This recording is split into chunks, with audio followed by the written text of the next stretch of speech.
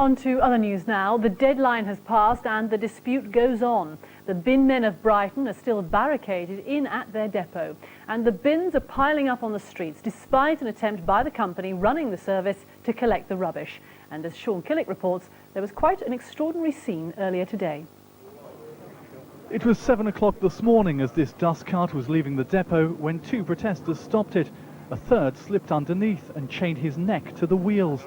The lorry driver abandoned the vehicle, which was blocking the gate, preventing other dust carts being moved out. The police talked with the man, who said he was a community activist called Jamie.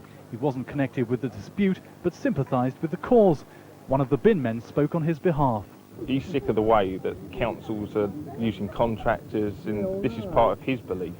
To us, you know, he's nothing to do with us, really. He showed up this morning and he's got his own beliefs.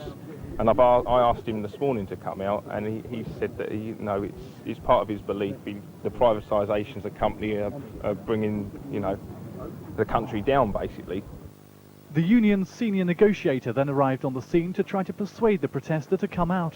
It's great concern at the moment because somebody could be killed or injured now. Emotions are running very high, and we put full responsibility for anybody being injured firmly with SITA. After nearly 5 hours, the man gave up his protest. He won't be prosecuted. He was cautioned by the police on the scene, then released.